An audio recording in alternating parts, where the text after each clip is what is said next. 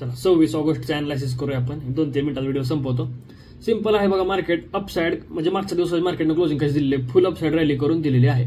Last दिवशी जाता जाता मार्केटनं काय केलं बघा, इथं कॉन्सल्टेशन केलं, तुम्हाला दिसत असेल इथं कॉन्सल्टेशन केलं आणि एक बॉक्स टाइप मध्ये फॉर्मेशन केलं आणि क्लोजिंग इथं वरती जाऊन दिली.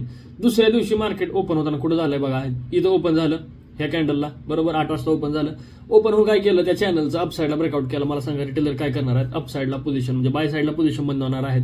आपण काय केलं, रेड कॅन्डल कन्फर्मेशन. तुम्हाला वाटत असेल रेड कॅन्डल कन्फर्मेशन कशी कळली, रेड कॅन्डल कन्फर्मेशन असते कोर्स बघा फ्रीवाला, त्याच्यामध्ये सगळं काही सांगितलं आहे. तुम्हाला वाटत असेल फ्री म्हणजे त्याच्यामध्ये काय नसेल, पण मी फुल एक्सप्लेनेशन केलं. तो ऑलरेडी पेड कोर्सच होता, तो कोर्स पेडच होता, त्याला आपण फ्री केला हे गोष्ट लक्षात ठेवा. तर तुम्हाला वाटायचं फ्री कोर्स बनवला चिपकवतोय आम्हाला, अजिबात नाही. तो कोर्स पेड होता, त्याला आपण फ्री केला आहे.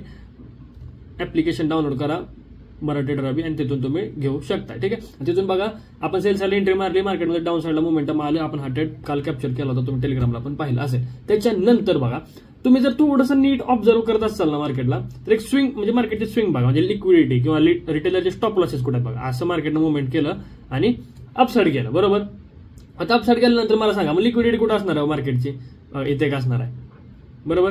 हे बघा आहे का इथे लिक्विडिटी एक्झॅक्टली बघा, रिटेलरचे स्टॉप लॉस मार्केटनं इथं स्वीप केलं 20-20च्या कॅन्डलनं, मग खाली तर स्टॉप लॉस उरलेले नाहीयेत. मग मार्केटमध्ये कुठं मोमेंटम येणार आहे, 100% मार्केटमध्ये अपसाइडच मोमेंटम येणार आहे. त्याच्यानंतर बघा आता मार्केट काय झालंय, इथं हाय बरोबर, म्हणजे आजच्या दिवसाचा हाय, त्याच्यावर लगेच क्लोजिंग प्राइस आहे. मग या एरियामध्ये इथं कुठं सेलच्या पोझिशन बनवण्यात म्हणजे मूर्खपणाचं आहे, जवळजवळ सेलची पोझिशन बनवणार इथं बरोबर.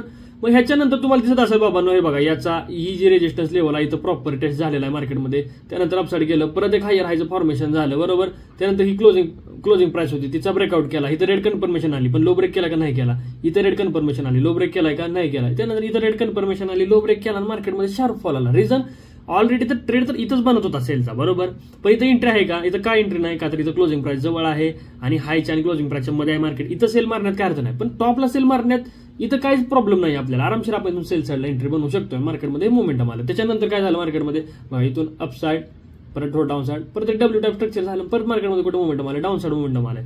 मला सांगायचं एकच आहे, मार्केटमध्ये जे काही मोमेंटम होतात ते सगळेच्या सगळे स्टॉप लॉस हंटिंगसाठीच होत असतात. प्रत्येक मोमेंटम हे स्टॉप लॉस हंटिंगच असते. त्याच्यामुळे आपण फक्त शोधायचं आहे की रिटेलर काय करत असतील आणि त्याच्यानुसार आपण आपल्या पोझिशन बनवायच्या आहेत बघा. आणि ब्रोकर वगैरे चांगले वापरा. मला 2-3 मेसेज पण पडले होते की कुठला तर ब्रोकर वापरला, काहीतरी ट्रेडर नावाचा ब्रोकर होता आणि त्याच्यामध्ये लाख रुपये अडकले, 2 लाख रुपये. अरे तुम्हाला पैशाची किंमत नाही का, तुम्ही ब्रोकर वापरता, इंटरनॅशनल ब्रोकर वापरा, एक्सएनएस वापरा, एक्सएम वापरा, काय प्रॉब्लेम नाही.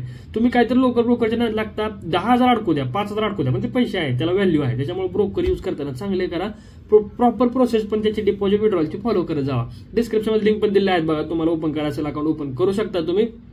ठीक आहे, काय प्रॉब्लेम असतील कमेंट करा, व्हॉट्सअपला मेसेज करा, इंस्टाग्रामला डीएम करा.